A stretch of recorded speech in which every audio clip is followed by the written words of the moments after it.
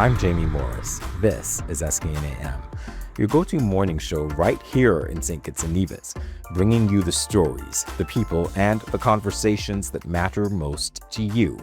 We're happy to have you with us as we kick off our very first morning together.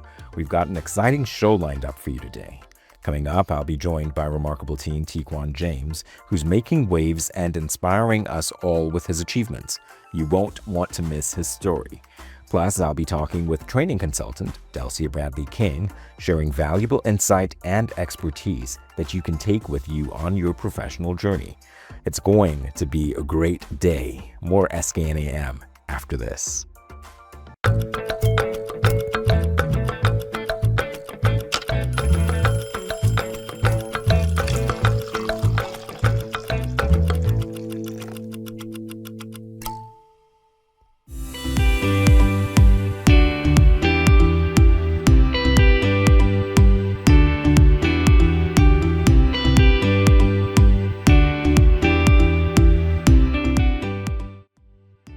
In today's youth culture segment on SKN AM, I'm speaking with T-Quan James, one of the 25 most remarkable teens of St. Kitts and Nevis.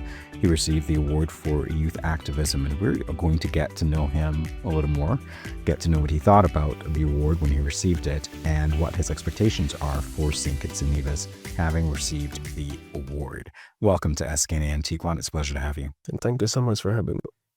So right off the bat, tell us who T-Quan is.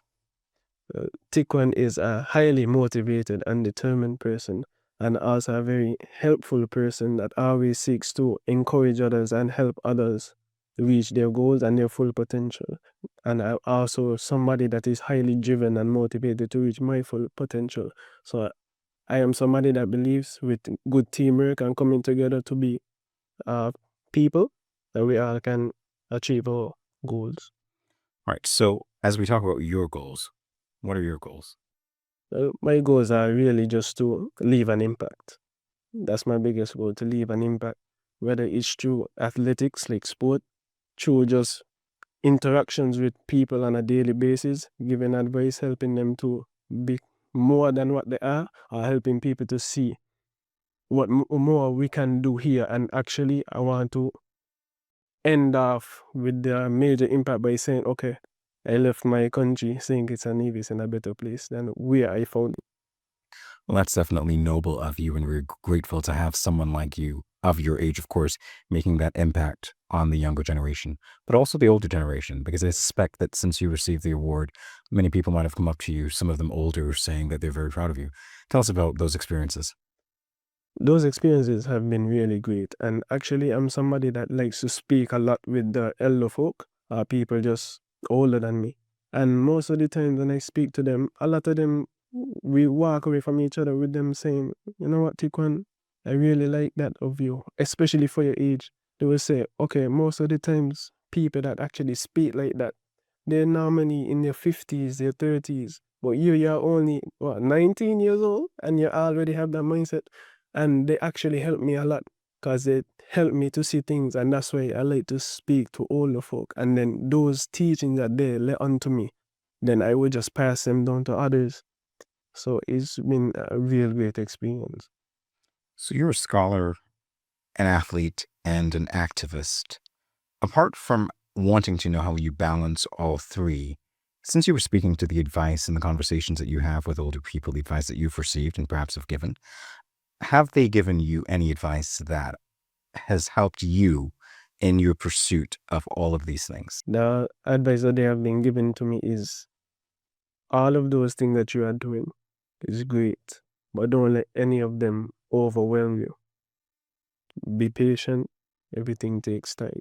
You want to excel in this, okay, then because you, as you say, athlete, scholar, and other stuff. Choose which one is nearest to you and then put your all into that. Not saying that you should put the others on the back foot, but what I'm trying to say to you is, you know what you want and you need to be able to go for it. Because at times, when you try to balance everything at once, then that one that you're probably looking to achieve the most you wouldn't be where you actually had intended to be at that time. So go further with one. Now, however, I'm just going to say that it was never really difficult for me to balance them. A lot of people actually ask me that question. Well, you're doing all of these things, schoolwork, you play multiple sports, you keep and just going to community meetings, etc. How can you be able to balance this? My mother was one of them. You're probably doing too much, Tquin. You need to take a break. But honestly, when you have passion and love for something, then there's nothing difficult in that at all. And honestly, that's my answer in terms of when it comes to balancing those stuff. There's nothing at all that was difficult for me. It's just the love and passion that I have in my heart to achieve those things and get them done. It just comes naturally. So where did that love and passion come from? Was it your upbringing? Was it something that you observed in your community that needed to be done? Perhaps it was lacking. Tell us about that. Actually, yes, you hit it spot on. I've been a very observant person ever since I was a child, even in primary school. And just seeing the way that people are in this world today. You can say these days a lot of people lack compassion, empathy, and just genuine kindness.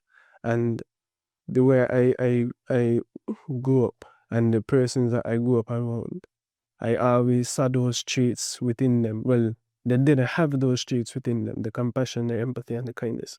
And I always aimed to not be that person. I looked at them, I observed, I said, and I devoted my life to becoming better than that. I wanted to be the odd one out.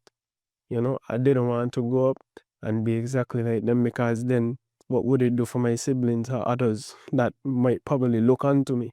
I don't want to influence them to do bad or be that kind of person. I want to influence them to be a better person, even better than I am, because this is not the finished product of me. I'm only going to get better, and I always have to improve and learn. I'm curious to know if you had that mindset when you won the most helpful student in primary school, or were you inspired to do these things because you won that award? Honestly, no, winning the award didn't inspire me, but at the time, it was just something that I always had in my heart and I wanted to do. Just being helpful, that's just me. That's T-Quan. He's a helpful person. So you mentioned your siblings just now, and obviously you are trying to set a proper example for them to follow. How much of an impact has that made on you, and how has winning the award perhaps motivated you to set even a better example for your family? Well, I have 4 sisters. All of them are very young, but my oldest, which is 8 years younger than me, she actually came to me multiple times after I won the award. Tquin, you do all of these things, and now you get that. Tquin, I can't believe, Tquin, can I get that when I'm older? How old do I have to be to get that? And just her coming to me and asking me, how old does she have to be to get that award? And if I can help her and what she can do to get it, it just motivates me even more, because she's probably not the only one. And actually, she's not the only one, because other persons that are not related to me at all, those persons that have been around me, they've asked me, oh, what can I do and whatever. Is this enough? And honestly, everyone is remarkable. It's just for you to put forward what you think makes you most remarkable in order to get the award. And honestly, if we just continue working to not to just improve our community, but you have to improve yourself first. It starts within, and then when you have that actual passion within, then you can actually spread out all the love, because love always overtakes negative and hate. Wise words, T-Quan. Very wise words. I'm curious to know now. We talked about balancing all the things that you were doing. You just said that everyone is remarkable, and I'm aware that you received the award for youth activism. Are there other things that you think make you remarkable? You know, I would say there's just me being somebody that is very active within the sports community. I would say that also makes me remarkable, because I'm not only somebody that plays the sport, I'm somebody that I also officiate the sport. I'm an actual referee. I'm a part of the SKN. So I moved on from just being a player to actually becoming a referee. So it's just being active within my community, the sporting community. I would say that also makes me remarkable. And something that is really near to me within my heart, music as well. I actually really love music. I grew up in a musical family, both father and mother side. So just those two combined, growing up, trying to learn new instruments and just playing with drumsticks anyway. So I would say all of those things makes me remarkable. And as somebody that is actually looking to pursue music, yeah. Okay, wonderful. So I was about to ask you about that instrument. So you play the drums. Any other instruments that you are learning or curious to learn? Well, I'm actually now relearning the bass guitar. I've learned piano back when in, my early days of high school, and then I stopped eventually. Something you said earlier about being not only a player but a referee for the SKNFE, the St. Kitts Nevis Football Association. I know that you're into volleyball as well, so we'll get to that in a little bit. But in terms of the discipline that I suppose comes with not only being a player, but elevating to the ranks of referee, what do you think that has given you by way of discipline or examples or just character building experiences that inform who you are today? Okay, well, you have to represent yourself well and represent what it is you're doing well. And that's something that the referee head has actually told me countless amounts of time. Now, as a referee and as a player, you can't go on the field and look to play football, and then when a certain challenge happens or something happens, you can't just go and look the other way just because, oh, I'm playing and it's my team, so I want my team to win. Obviously, we all want to win. But just because it's an unfair challenge, I shouldn't look the other way. I'm like, just play ball. No, because as a referee, if I can do that on the field, on the field of play, that means I can translate it while being a referee. And how would that look? If I just look the other way while I'm playing and then go into the field, fans will probably say a certain challenge, and it is actually not within the book. It's not enough to actually be considered, let's say, a yellow card. The fans might say, oh, he's always cheating when he's playing football. He looks the other way. And look at him now being a referee, cheating my team. You can't do that. You have to actually be able to live that way and represent it.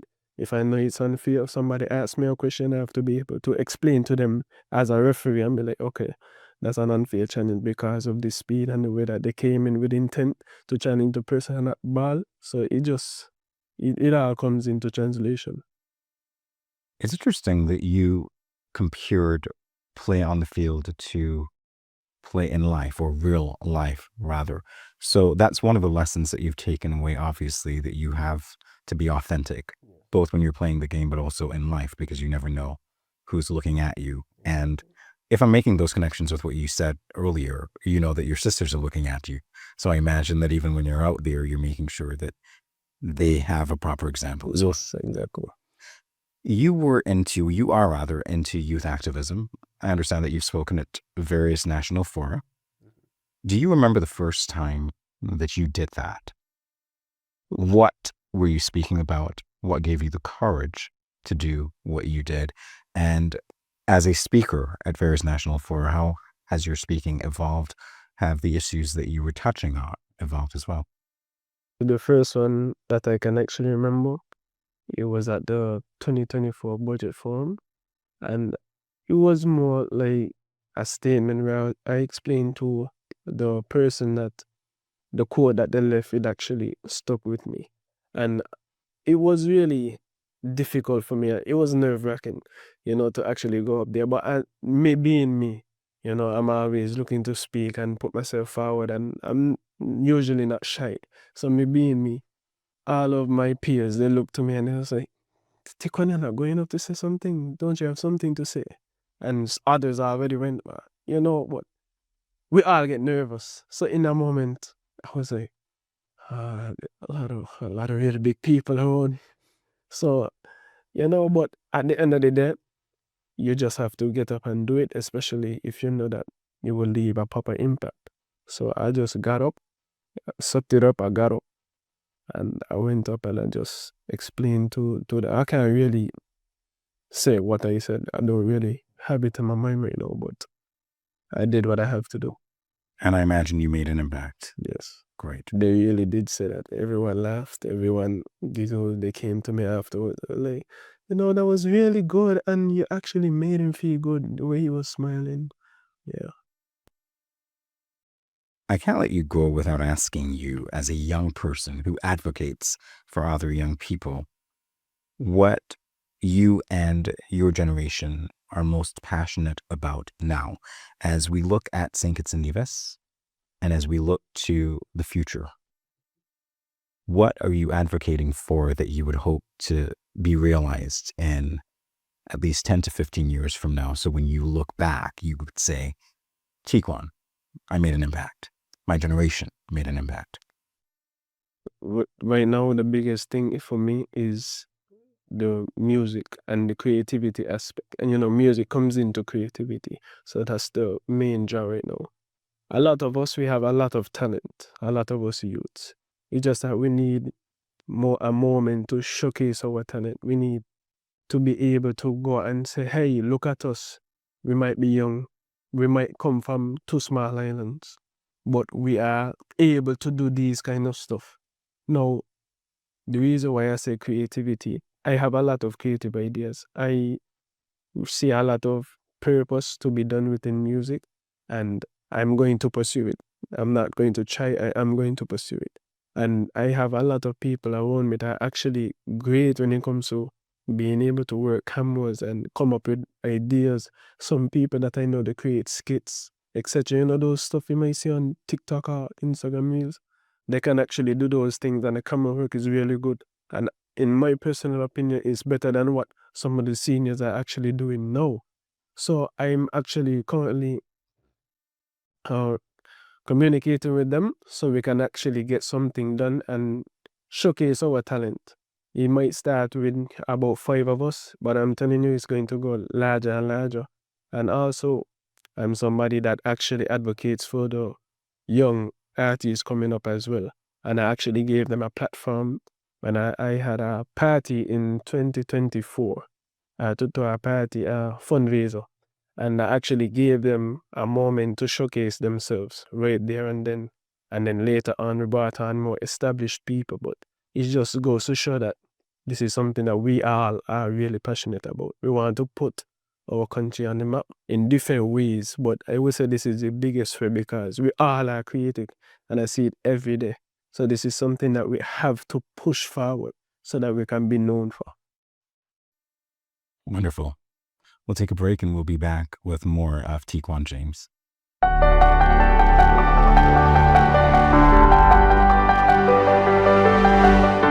Welcome back to SKN AM. I'm continuing the conversation with Tquin James, one of the 25 most remarkable teens. Very diverse background for such a young age, and now we're delving into sports, a little bit more of it. Tquin, I understand that you founded the CFBC Bulls Volleyball Club. What inspired that? Honestly, I was a second year at the time, and first years came in, and there are people that are a part of the volleyball community. So you had this one person, Osiao. She came to me and she was like, Tquin, I can't believe CMBC has all these clubs and there's not one single volleyball club in CMBC. You need to do something about that. I was like, you know what? That's a good idea. And then overnight, I was actually thinking about it. And then maybe 2 days after, the next week, I decided to take it upon myself and actually go and start the whole process, get everything together. I had to go and get people that actually are part of CFBC, but also a part of the volleyball community. And we came together to form the team, so the committee. And I actually had to recruit people. And honestly, this is where my coach actually praised me, Coach Rick. There were so many people at CFBC, so many people that I did not know. I just looked at them and I was like, this person look like they could play volleyball, And I actually got to meet a lot of people because of that, to convince them to become a part of the group.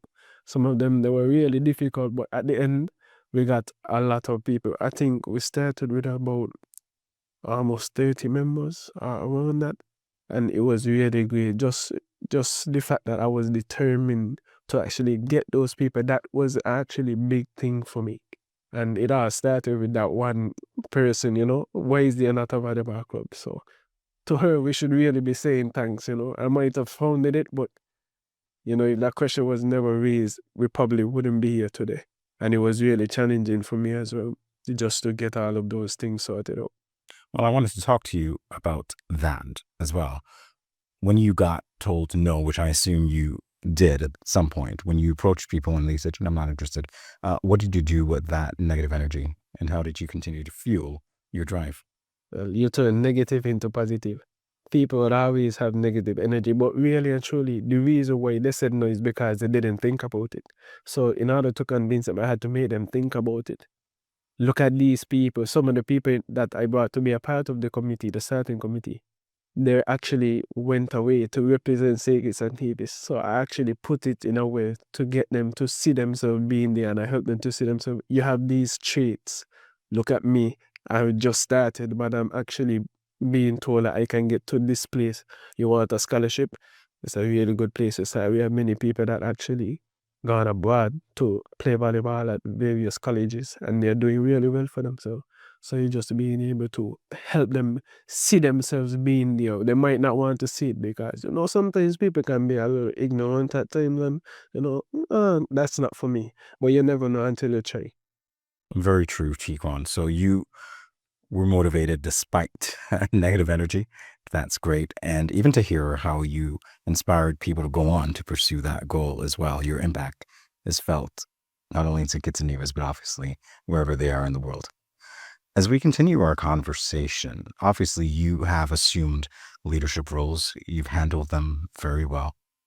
Normally, when I have youth with me and I have the opportunity to engage with them, I like to project onto them their future selves. Right? So you're a leader today. Tomorrow you might be a leader of a different kind. Have you ever considered perhaps what it would be like if you were to become prime minister, and what decisions you would take for youth? First of all, is that even an interest or something that came to your mind? It's something that has been brought up to me, put forward to me multiple times, especially during my 2 years at CMBC. And the more that people put it to me, the more I started to think about it and say, I actually can, and I can actually see myself being maybe not prime minister, but a minister, and the things that I will put forward for the youth is I would just create a platform for the youth to be able to showcase themselves. Whatever it is, I would actually have a community started. And actually, why wait to become a minister is something that me and another remarkable team, you're going to see soon. I'm not going to spoil it, but me and a particular remarkable team, same time as me, we are looking to put forward a committee, and we are both young. So just to wait until you're in a certain position, that's not enough. That doesn't show that you're passionate. That doesn't show that you actually want to leave your country in a better place. You have to be able to do what you can now. Don't wait till tomorrow. Don't wait till 5 years later. If you can do it now, do it now. And that's what we are doing. So you're going to see. You're going to see very soon. Oh, the suspense is building. So finally, T-Quan, I want to know what advice you would give to young people. That perhaps it's even advice you've given before, but what advice would you give to young people who want to make a difference but are unsure about their ability to do so? As I said earlier, everyone is remarkable in their own right. No, you might think that, or I founded a volleyball club. I need to go and found my own club.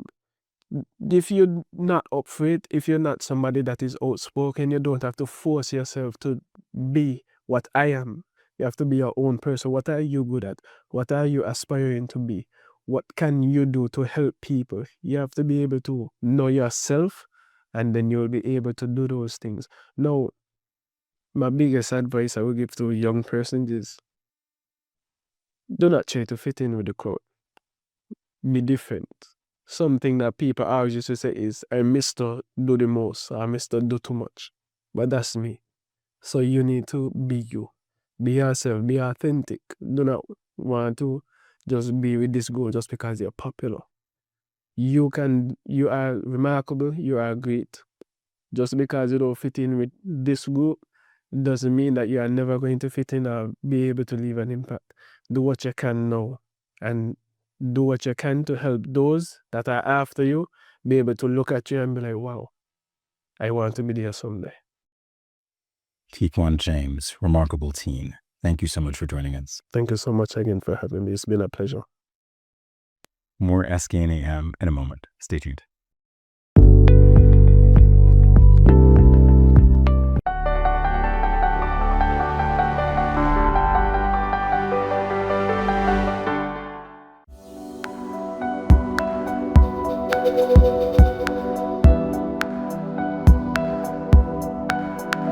Earlier, I spoke with training consultant Delcia Bradley-King about investing in training to enhance workplace culture.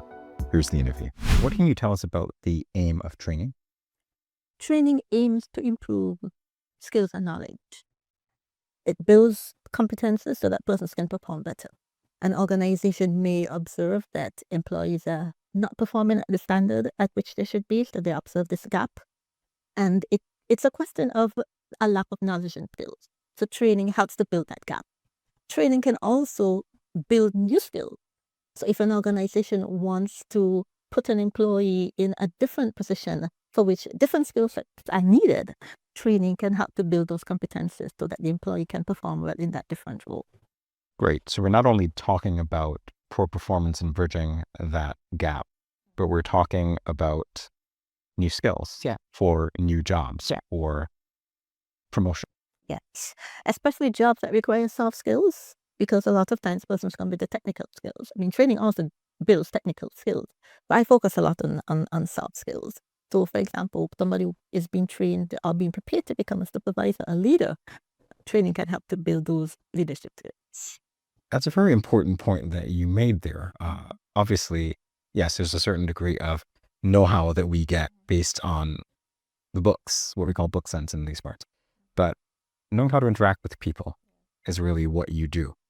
And that's important. To build those soft skills, which are so important in building relationships, and good relationships help persons to work well on the job. Definitely so. We're talking about training. What needs to happen before the training, both for the employer and the attendee? The employer prepares the employees for the training by explaining to them the purpose of the training. Why is the organization investing in this program? What does the organization hope to gain? What are the expectations after the employees have returned from training? So preparing them for the training and really selling it and making it sound exciting and something that they should want to go to and something that they're going to benefit from helps in the receptiveness of the employees. We want employees to come to training with an open mind. We want them to come willing to learn, willing to build their skills, just with that motivation to learn in order to do better. Because the training is an investment in themselves. It's for their own personal gain. Yes, the organization benefits, but they benefit as well because they can build skills and build competences. It's to their benefit. So that's what needs to happen before the training. All right, boxes are checked. Those things are done. We're in training now. What needs to happen there? The trainer needs to have a program which is relevant and which is very engaging and also very hands-on. Participants want to be involved in their training experience. They don't want to sit and passively listen. So the training has to be designed in a way that it is engaging. It has to be designed in a way that it provides opportunities for the participants to talk, for them to share, for them to practice the skills as well. And training provides a safe environment in which they can practice their skills. So that involvement of the participants is very, very critical. Also, it needs to be fun. Learning must be fun. Learning can be fun.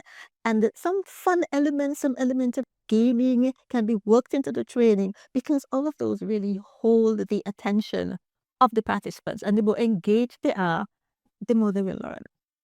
It's interesting that you mentioned that because obviously your background as an educator makes you a more interactive facilitator. You're bringing that knowledge of all those years of experience to what you're doing now. But when you mentioned gaming just now, a light bulb went off for me because I was questioning whether your approach has been tailored somewhat to a younger audience as well. No. Quite interesting, Jamie. When I started the business back in 2018, I went off to a workshop.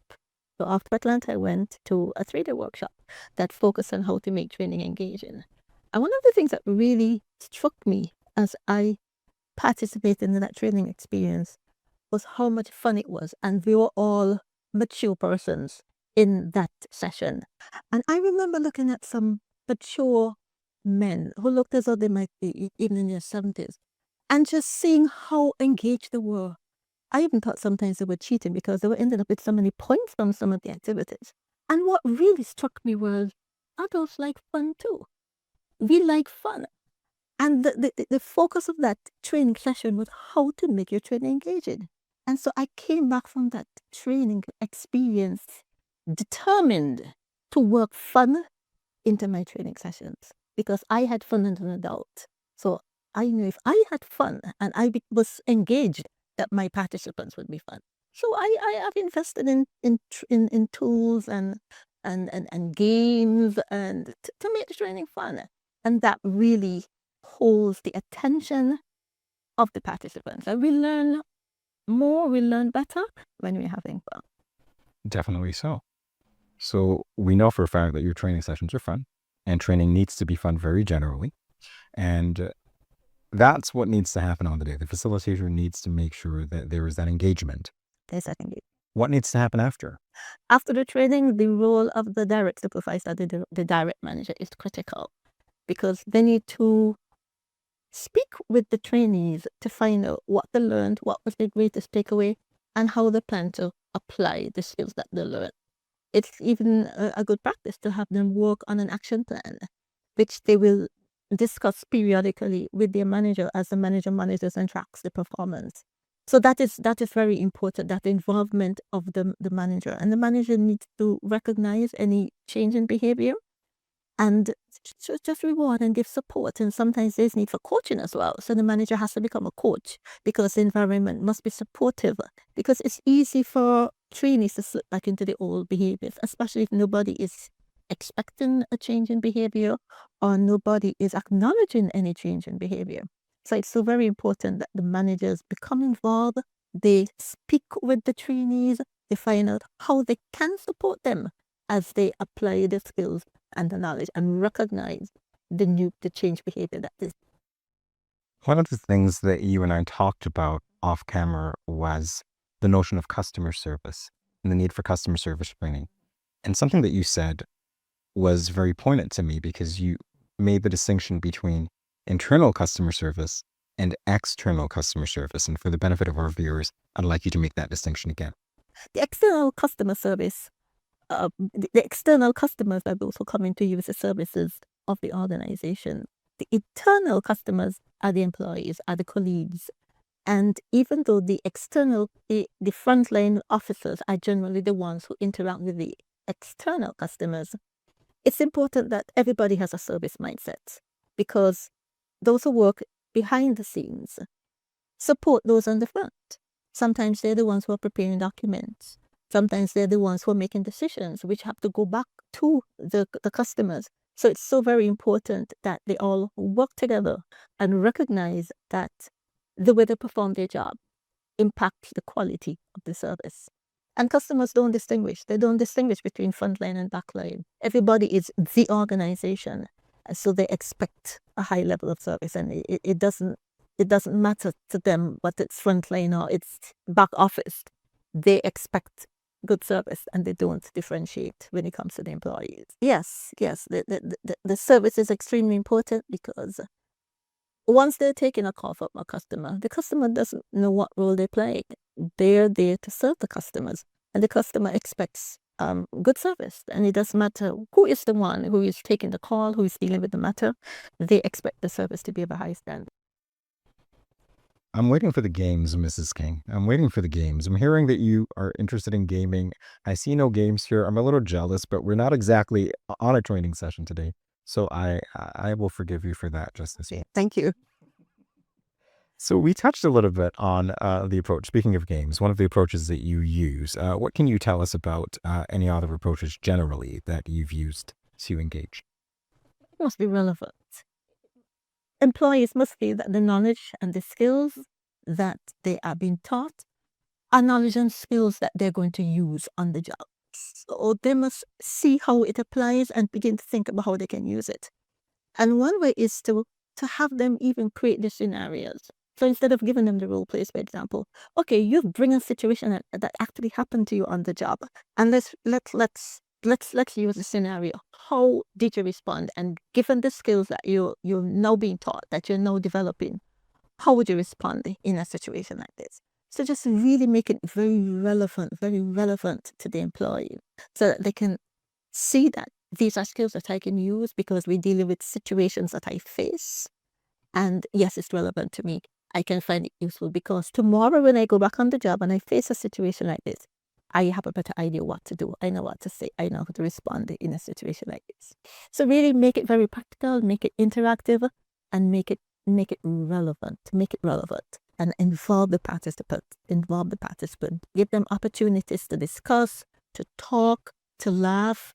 Involve the participants and to share the experiences, share the expertise, because they have strategies that they have used that have worked, and sometimes teaching peers it is very effective. You hear that your peer has used a particular strategy and it worked. They say, okay, I can try that as well. So we encourage sharing and participants learning from participants. And that's very important as well. And one of the things that comes to my mind is something that you said earlier about confirmation versus corrective measures. Because if they're engaging with each other during training sessions generally, then you'd find that even as you are assessing the role play scenario, you'd realize, well, this behavior might not be the best to display, or this one is actually something that I've used that is quite good and I should continue it. So that's, you give them validation, I suppose, in training sessions as well. I do. And they get that from their peers as well. Because once we have our metrics, well, what is it that we're looking for? What are the skills that we want to see demonstrated? Their colleagues are very good at assessing and saying, no, you didn't do this. Yes, you did that very well. So that they can point that out as well. So I really love to involve the participants in giving feedback. And I love that the environment is non-threatening, because I suspect that if they were to point that out on the job, not everybody would be as receptive. So it's good that it's in that way. Yeah, not a lot of risk in the training session. So they can practice in that environment, make their mistakes and be corrected, or just really perform very well and get the commendation, the praise that makes them feel so much more confident. And they know that they've been doing something that works, and they've been doing something that is effective, and they'll continue to do that. So I understand better now that training is not just a session that one ought to go to and forget it. It's not one and done. It's continuous, even if the session has ended and everyone has a role to play. Yes. What are your final thoughts that you want to share with us about the importance of training? Yeah. Training is an investment, and done correctly with the steps before, during, and after, training can have an impact. But organizations must make certain that they play their part, especially after the training. But before the training, to really promote the training and talk about the purpose, because persons need to understand why they're being trained. But after the training is really very critical. So that involvement, to support, to coach, to reward, to recognize, that's really important, because the trainees need to see that their managers are really interested, and that they didn't just send them off to get training and then forget about them. That they recognize the importance of training, and that they expect to see a change in behavior, and that they're going to encourage that. So organizations need to maximize the training. They want to get the best value from the training, because we want the behaviors to be sustained. And they're not going to be sustained if employees return to an environment which is not supported, an environment where it doesn't matter whether they perform better or they don't perform better. So organizations need to do their part to ensure that the investment pays off. Mrs. King, thank you for sharing the time with us and the insights that you have today on SKN AM. It was a pleasure. It's been a pleasure as well. Thank you, Jane.